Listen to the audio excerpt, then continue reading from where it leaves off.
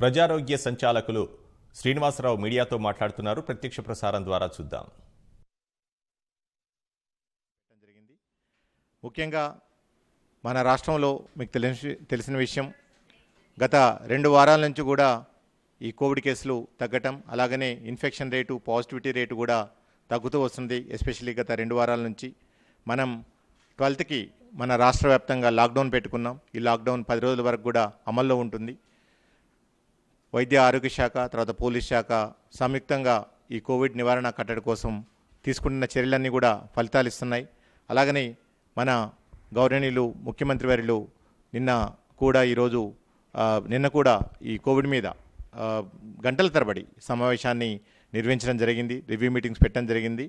దానిలో honourable chief minister గారు అమూల్యమైన సలహాలు, సూచనలు ఇవ్వటం, అలాగనే ఈరోజు ఉన్న కోవిడ్ పరిస్థితుల్ని ఎదుర్కోవడంతో పాటు దానికి సంబంధించిన యంత్రాంగాన్ని సిద్ధం చేయటం, అలాగనే దానికి సంబంధించిన మందులు, తర్వాత ఎక్విప్మెంట్స్, వాటన్నిటికి కూడా డైరెక్షన్స్ ఇవ్వడంతో పాటు రాబోయే రోజుల్లో కూడా ప్రజారోగ్య వ్యవస్థని, అలాగనే హాస్పిటల్ డెలివరీ సిస్టమ్ని కూడా స్ట్రెంథెన్ చేయడం కోసం నిన్న విస్తృతంగా గౌరవ ముఖ్యమంత్రి గారు, తర్వాత ఫైనాన్స్ మినిస్టర్ గారు, తర్వాత చీఫ్ సెక్రటరీ గారు, ఇతర సీనియర్ అధికారులతోని విస్తృతంగా చర్చ జరిగింది. వాటి రిజల్ట్స్ అన్నీ కూడా మీరు చూశారు. ఎందుకంటే తెలంగాణ రాష్ట్రం మొదటి నుంచి కూడా కోవిడ్ నివారణ కట్టడి కోసం మనం వ్యూహాత్మకంగా, ఎందుకంటే మిగిలిన రాష్ట్రాలతో పోలిస్తే మనం ఎప్పుడు కూడా భిన్నంగా మనం యాక్ట్ చేస్తూ ఉన్నాం. దాని ఫలితాలని మనం పాజిటివ్గా ఈరోజు చూస్తూ ఉన్నాం. ఎందుకంటే ఫస్ట్ వేవ్లో కూడా ఏదైతే ఇనిషియల్గా చిన్నపాటి విమర్శలు చేశారో వేరే రాష్ట్రాలు లేతే కేంద్రం నుంచి, అవన్నీ కూడా తప్పు అని చెప్పేసి తర్వాత వెళ్ళటం, అలాగనే ఈ సెకండ్ వేవ్లో కూడా ఎస్పెషల్లీ మన రాష్ట్రం ఎంతో ముందు చూపుతో ప్రజారోగ్యం పట్ల అవగాహన తీసుకున్న ఈ చర్యల వల్ల మనమే ఈరోజు దేశానికి ఈ కోవిడ్ నివారణ కట్టడి కోసం మార్గనిర్దేశం చేసిన పరిస్థితులు ఏర్పడ్డాయి. ముఖ్యంగా వాటిలో తీసుకుంటే మనం మొదల నుంచి చెప్తున్నాం, టెస్టింగ్ ఇంపార్టెంట్ కాదు, ట్రీట్మెంట్ ఇంపార్టెంట్ అనేది. సో దానిలో భాగంగా టెస్టింగ్ సెంట్రిక్గా మనం వ్యాధి నిర్ధారణకే వేచి చూడకుండా లక్షణాలను గుర్తించిన వెంటనే దానికి చికిత్సించడం కోసం మనం రాష్ట్ర వ్యాప్తంగా house hold survey are fever survey మనం చేపట్టాం. ఈరోజు సక్సెస్ఫుల్గా దేశంలోని అనేక రాష్ట్రాల్లో, అనేక జిల్లాల్లో, రూరల్ ఏరియాలో ఈ కోవిడ్ వైరస్ విస్తృతంగా ప్రబలుతూ ఉంటే మన రాష్ట్రంలో ఎస్పెషల్లీ మన రూరల్ ఏరియాస్లో చాలా తక్కువగా అండ్ పూర్తిగా అన్ని రకాల కంట్రోల్లో ఉండటం జరిగింది. ఈవెన్ మన అర్బన్ ఏరియాస్ ఏవైతున్నాయో తెలంగాణ రాష్ట్రంలో, ఎస్పెషల్లీ జిహెచ్ఎంసీ నుంచి 2 టైర్ సిటీస్ కరీంనగర్ కానివ్వండి, వరంగల్ కానివ్వండి, ఖమ్మం, మెదక్, ఈ ఎర్స్వెల్ డిస్ట్రిక్ట్స్, మహబూబ్ నగర్, ఇవన్నీ కూడా చాలా వరకు ఈ కొత్త కేసులు రావడం, పాజిటివ్ కూడా తగ్గడం జరుగుతుంది. అలాగనే ఈ ఇంటింటి సర్వే ద్వారా మనం లక్షలాది మందికి ఈరోజు వ్యాధి లక్షణాలు గుర్తించడం, వాళ్ళకి మందుల కిట్ అందించడం, అండ్ మన హెల్త్ కేర్ వర్కర్లు కూడా వాళ్ళందరినీ కూడా నిరంతరం పర్యవేక్షిస్తూ అవసరమైన వాళ్ళందరికీ కూడా ఆసుపత్రులకి తరలించడం జరుగుతుంది. సో ఇకపోతే ఈరోజు కోవిడ్ పరిస్థితి రాష్ట్రంలో మీకు ఒక చిన్న ప్రజెంటేషన్ ద్వారా ఎక్స్ప్లెయిన్ చేస్తాను. సో ఈరోజు మన రాష్ట్రంలో తీసుకుంటే 71,616 కోవిడ్ పరీక్షలు నిర్వహించుకున్నాం. దానిలో 3,892 కోవిడ్ పాజిటివ్గా నిర్ధారణ చేయడం జరిగింది. 71,616 పరీక్షలు నిర్వహించుకుంటే 3,892 మందిని పాజిటివ్గా నిర్ధారణ చేసుకోవడం జరిగింది. అలాగనే మన పాజిటివిటీ రేట్ వచ్చేసేసి అది 5.43%. అంటే గత వారం నుంచి కూడా మన positivity rate, number of new infections తగ్గుతూ వస్తున్నాయి. దురదృష్టవశాత్తు ఈ కోవిడ్తో పోరాటం చేస్తూ ట్రీట్మెంట్ తీసుకుంటూ ఈరోజు మరణించిన వారు మొత్తం మీద రాష్ట్ర వ్యాప్తంగా అన్ని హాస్పిటల్స్లో 27 మంది రిపోర్ట్ అవ్వడం జరుగుతుంది. ఓకే, సో ఈ పరిస్థితులు, ఈ లెక్కలను చూసుకుంటే తప్పకుండా రాష్ట్రంలో కోవిడ్ దశ తగ్గుముఖం పట్టింది. రాబోయే కొద్ది వారాల్లో ఇది పూర్తిగా తగ్గే అవకాశం ఉంటుంది అనేది మనకి అర్థమవుతుంది. ఇకపోతే రాష్ట్ర వ్యాప్తంగా ఇప్పటి వరకు మన సెకండ్ వేవ్ తీసుకుంటే 2,37,843 కేసులు మనకి రిపోర్ట్ అవ్వడం జరిగింది. దాంట్లో ఇప్పుడు ట్రీట్మెంట్ ఉన్నవాళ్ళు, అంటే వీటిని మనం ఇంతకుముందు యాక్టివ్ కేసు అంటాం, ఇప్పుడు ఇవి వచ్చేసేసి అండర్ ట్రీట్మెంట్ కానివ్వండి, ఐసోలేషన్, అది హోమ్ ఐసోలేషన్లో కానివ్వండి, ఇన్స్టిట్యూషనల్ ఐసోలేషన్లో ఉండి ట్రీట్మెంట్ తీసుకున్న వాళ్ళు 48,110 మంది ఉన్నారు.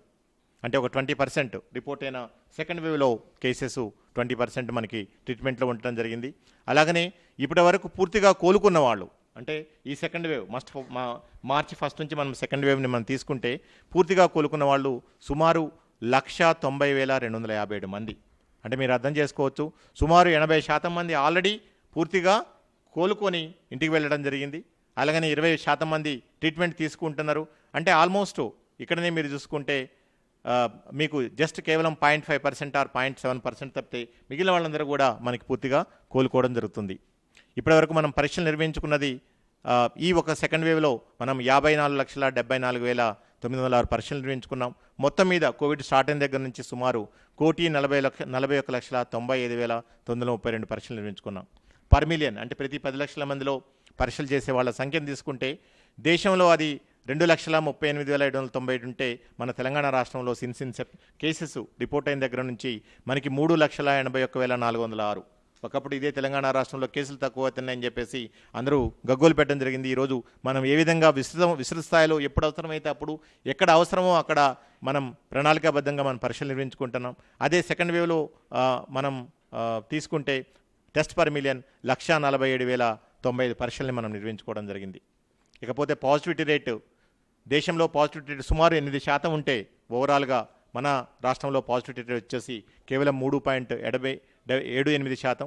అలాగనే సెకండ్ వేవ్లో వచ్చేసి అది కేవలం 4.32% మాత్రం మనం చూస్తున్నాం. ఇక డెత్స్కి దేశంలో సరాసరి మనం తీసుకుంటే 1.1% ఉంటే మన రాష్ట్రంలో మొత్తం ఈ కోవిడ్ స్టార్ట్ అయిన దగ్గర నుంచి 0.56%. అలాగనే సెకండ్ వేవ్లో కూడా మనం మరణాలని చాలా నియంత్రించడం జరిగింది. అవన్నీ మనకి కేవలం 0.57% మాత్రమే మనం చూస్తున్నాం. ఇకపోతే డే వైజ్ పాజిటివ్ కేసెస్ ఏదైతే ఫస్ట్ మే నుంచి, ఎందుకంటే మనకి సెకండ్ వేవ్ ఫస్ట్ మార్చ్ నుంచి మనం స్టార్ట్ అయింది అనుకున్నా కానీ మార్చ్, ఏప్రిల్, మే మనం ఇప్పుడు థర్డ్ మంత్లో ఉన్నాం. ఈ సెకండ్ వేవ్లో మీకు తెలిసిన విషయమే కేసెస్ చాలా ర్యాపిడ్గా పెరగడం జరిగింది. ఈ ఇన్ఫెక్షన్ కూడా చాలా ఫాస్ట్గా స్ప్రెడ్ అయింది. సో అలాగనే తగ్గుదల కూడా మనం అలానే చూస్తున్నాం. ఎందుకంటే ప్రభుత్వం అలాంటి పకడ్బందీ చర్యలు తీసుకుంటుంది. హానరబుల్ చీఫ్ మినిస్టర్ గారు దానికి సంబంధించిన పూర్తి మార్గనిర్దేశనం అందిస్తున్నారు. అండ్ సీనియర్ అధికార యంత్రాంగం అంతా కూడా స్టార్టింగ్ ఫ్రమ్ చీఫ్ సెక్రటరీ నుంచి అందరు ఐఏఎస్ ఆఫీసర్స్ కూడా బ్యాక్ ఎండ్లో ఉండి నిరంతరం దీనికి సంబంధించిన అన్ని రకాల మౌలిక సౌకర్యాలు, తర్వాత ఇతరత్ర మందులు, లాజిస్టిక్స్ అన్ని కూడా అందిస్తున్నారు. అలాగనే మా వైద్య ఆరోగ్య శాఖ సిబ్బంది టెర్షరీ హాస్పిటల్ నుంచి కింద వరకు కూడా ప్రజారోగ్య క్షేత్రంలో ఉన్న మా ఆశాలు, ఏఎన్ఎంలు, మా మెడికల్ ఆఫీసర్స్ వరకు కూడా నిరంతరం పనిచేస్తూ ఉన్నారు. సో ఈ విషయాన్ని దృష్టిలో పెట్టుకుంటే మనం ఫస్ట్ మేకి మీరు చూస్తే 7,430 కేసులు మనకి న్యూ ఇన్ఫెక్షన్స్ రిపోర్ట్ అయితే ఆ రోజు ఫస్ట్ మేకి, ఈరోజు తీసుకుంటే మనకి కేవలం 3,892 కేసులు మాత్రమే రిపోర్ట్ అవ్వడం జరిగింది. అంటే ఆల్మోస్ట్ 50% కేసెస్ కేవలం 18 రోజుల్లోనే తక్కువ అవటం మనం ఈరోజు చూస్తూ ఉన్నాం. అండ్ ఆ గ్రాఫ్ కూడా ఎలా అయితే పాజిటివ్ కేసెస్ గ్రాఫ్ కూడా స్లోగా డిక్లైనింగ్ ట్రెండ్లో మనకి కనిపిస్తున్నది. రాబోయే రోజుల్లో ఇంకా ఇది మరి తగ్గడానికి అవకాశం ఉంది. ఇవన్నీ కూడా ప్రభుత్వం తీసుకున్న చర్యలు, అలాగనే ప్రజలు తీసుకుంటున్న జాగ్రత్తలు. అది లాక్డౌన్లో అనుకోండి, లాక్డౌన్ ముందు కూడా ప్రజలు ఏదైతే కోవిడ్-19 నిబంధనలు పాటించాలో అవన్నీ కూడా పాటించడం వల్ల ఈరోజు ఇలాంటి పాజిటివ్ రిజల్ట్స్, పాజిటివ్ ట్రెండ్స్ మనం చూస్తున్నాం. ప్రజల్లో కూడా దీన్ని మీరందరూ కూడా బలంగా తీసుకోవాల్సిన అవసరం ఉంది. ఎందుకంటే ప్రజలు ఎవరు అధైర్యపడవద్దు, ఆందోళన చెందు. ఎందుకంటే తెలంగాణ రాష్ట్ర ప్రభుత్వము, వైద్య ఆరోగ్య శాఖ ఎన్ని రకాల చర్యలు చేపట్టాలో అన్ని రకాల చర్యలు ప్రజల ప్రాణాలను కాపాడటానికి, ప్రజల ఆరోగ్యాన్ని కాపాడటానికి చేపడుతుంది. నెక్స్ట్ ఇకపోతే పాజిటివిటీ రేట్ కూడా మీరు తీసుకుంటే వీక్ వైజ్ మనకి మేలో ఫస్ట్ వీక్లో వచ్చేసి 8.69% ఉన్న పాజిటివిటీ రేట్, అది సెకండ్ వీక్లో 7.72%. ఈరోజు మనం పాజిటివిటీ రేట్ తీసుకుంటే అది కేవలం 5.43% పాజిటివిటీ రేట్ కూడా నమోదవుతుంది జరిగింది. అంటే ఓవరాల్గా WHO రికమెండెడ్ పాజిటివిటీ రేట్ ఏదైతుందో అది కేవలం 5% లోపల ఉండాలి. మనం ఆల్మోస్ట్ దగ్గరలోకి వస్తున్నాం. రాబోయే రోజుల్లో ఈ పాజిటివిటీ రేట్ ఇంకా తగ్గేసేసి మన యావరేజ్ ఏదైతే 3.4 or 3.5% ఉందో అక్కడికి మనం రావడానికి అవకాశం ఉంటుంది. సో ఈ విధంగా ఒకటి మనకి నెంబర్ ఆఫ్ న్యూ ఇన్ఫెక్షన్స్ ప్రతిరోజు తగ్గుతూ ఉన్నాయి. అలాగనే మన పాజిటివిటీ రేట్ ట్రెండ్ కూడా రోజు కూడా మనం తగ్గడం చూస్తున్నాం. అలాగనే ఈరోజు హాస్పిటల్ అడ్మిషన్స్ కూడా చాలా తక్కువ అవుతున్నాయి. మనం గత 2 వారాల క్రితం పరిస్థితులు చూస్తే మనకు తెలుసు, బెడ్లు కొన్ని హాస్పిటల్స్లో మనకి బెడ్లు దొరకట్లేదనే పరిస్థితులు ఉన్నాయి. ఈరోజు అన్ని హాస్పిటల్స్లో, ప్రభుత్వ హాస్పిటల్స్తో పాటు ప్రైవేట్ హాస్పిటల్స్లో కూడా సరిపోయే బెడ్స్ ఖాళీగా ఉన్నాయి ఈరోజు. అట్లే డిశ్చార్జెస్ ఎవరైతే హాస్పిటల్లో క్యూర్ అయ్యి ఇంటికి పోయే వాళ్ళ సంఖ్య కూడా చాలా ఎక్కువగా ఉన్నది. అలాగనే హోమ్ ఐసోలేషను, ఇన్స్టిట్యూషనలైజేషన్లు ఎవరైతే ఉన్నారో వాళ్ళందరూ కూడా చాలా ధైర్యంగా ఈ వైరస్తో పోరాడి వాళ్ళు ఈరోజు క్యూర్ అయ్యి డిశ్చార్జ్ అయ్యి ఇంటికి వెళ్ళడం జరుగుతున్నది. ఇకపోతే క్యూర్ రేట్ మీరు చూస్తే మనం ఫస్ట్ మేకి కేవలం 81% ఉన్న క్యూర్ రేటు ఇప్పుడు మనం చూసుకుంటే సుమారు 90.44%, ఆల్మోస్ట్ 91% వరకు కూడా మనకి కేవలం 18 డేస్లోనే మన క్యూర్ రేట్ 10% ఉంది. అంటే పూర్తిగా కోలుకున్న వాళ్ళ శాతం మనకి ఫస్ట్ మార్చికి 80% ఉంటే మనం ఆల్మోస్ట్ 91% కూడా కేవలం 18 రోజుల్లో మళ్ళీ వెళ్ళటం జరుగుతుంది. బట్ ఈ అబ్సల్యూట్ క్యూర్ రేట్ని మనం డిఫరెంట్ విధాలుగా చూసుకుంటాం. ఇది పూర్తిగా కోలుకున్న వాళ్ళ శాతం. అంటే ఆ రోజు ఉన్న ఎవరైతే హాస్పిటల్లో ట్రీట్మెంట్ కానివ్వండి, ఐసోలేషన్లో ఉన్న వాళ్ళు కానివ్వండి, వాళ్ళని తీసేసిన తర్వాత వీళ్ళు పూర్తిగా కోలుకొని పూర్తిగా స్వస్థత వరకున్న వాళ్ళని మనం దీన్ని క్యూర్ రేట్లో భాగంగా మనం తీసుకుంటాం. ఇది అబ్సల్యూట్ నెంబర్ మనం తీసుకుంటే ఎప్పుడైనా సరే, అంటే ఒక వేవ్ కంప్లీట్ అయిపోయి మనం చూసుకుంటే ఆ డెత్ రేట్స్నే మనం కేవలం మినహాయించుకోవాలి. మన డెత్ రేట్ వచ్చేసి మీకు 0.5% ఉంది. అంటే ఆల్మోస్ట్ 99.5% ఈ వ్యాధి నుంచి ఈరోజు క్యూర్ అవుతున్నారు, డిశ్చార్జ్ అవుతున్నారు, ఇంటికి వెళ్ళిపోతున్నారు. కాబట్టి ఈ వ్యాధి గురించి కానీ వైరస్ గురించి కానీ భయపడాల్సిన అవసరం లేదు. అలా అని చెప్పేసి అజాగ్రత్తగా ఉంటే కూడా ప్రమాదము. అలా అజాగ్రత్తగా ఉండకుండా మనం కోవిడ్-19 నిబంధనలన్నీ పాటిస్తూ ఉన్నట్లయితే మనకి 100% క్యూర్ రేట్ కూడా వచ్చే అవకాశం ఉంటుంది. ఇకపోతే హాస్పిటల్కి సంబంధించిన ప్రిపేర్నెస్ మీకు తెలుసు, గత వేవ్లో చాలాసార్లు చెప్పడం జరిగింది. మనకి సెప్టెంబర్ మాసంలో, ఎందుకంటే 3rd సెప్టెంబర్కి మనం పీక్ చూడటం జరిగింది ఫస్ట్ వేవ్లో వచ్చేసేసి. సో ఆ టైంలో మనకి కేవలం 42 గవర్నమెంట్ హాస్పిటల్స్తోని ఉన్న పరిస్థితిని ఈరోజు 112 గవర్నమెంట్ హాస్పిటల్స్కి మనం ఈ కోవిడ్ ట్రీట్మెంట్ అంతా కూడా డీసెంట్రలైజ్ చేసుకున్నాం. Regular beds, ICU beds, oxygen beds, ఇవన్నీ కూడా వెంటిలేటర్ బెడ్స్ ఇవన్నీ కూడా పెంచుకోవడం జరిగింది. అలాగనే ప్రైవేట్లో కూడా 194 ఉన్న హాస్పిటల్స్ని ఈరోజు సుమారు 1100 పైగా ప్రైవేట్ హాస్పిటల్స్కి ఈరోజు పర్మిషన్ ఇచ్చుకొని ట్రీట్మెంట్ తీసుకోవడం జరుగుతుంది. అండ్ మన హైదరాబాద్ మనందరికీ తెలిసిన విషయం, మెడికల్ హబ్. ప్రపంచంలోనే హైదరాబాద్ ట్రాన్స్ప్లాంటేషన్స్ అనుకోండి, అత్యాధునికమైన మెడికల్ ప్రొసీజర్స్కి ఇది చాలా ఫేమస్.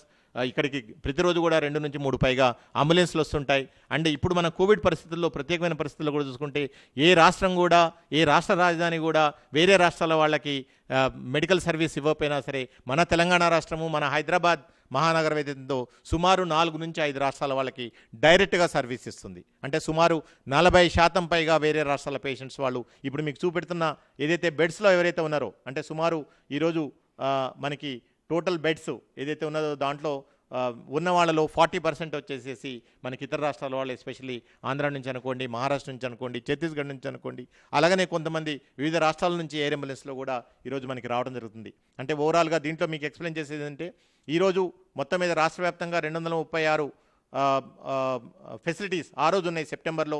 ఈరోజు మనం 17 మేకి 1265 హాస్పిటల్స్ మనం ట్రీట్మెంట్ కోసం ఎక్స్పాండ్ చేసుకున్నాం. అంటే ప్రభుత్వం ఎంత ముందు చూపుతో, ముందు జాగ్రత్తతోని ఎవరైతే స్టేక్ హోల్డర్స్ ఉన్నారో, అది ప్రభుత్వ ప్రైవేట్ భాగస్వామ్యంతో ఈరోజు హాస్పిటల్స్ని పెంచుకోవటం, పడకల్ని పెంచుకోవడం కూడా మనం ఈరోజు చేసాం.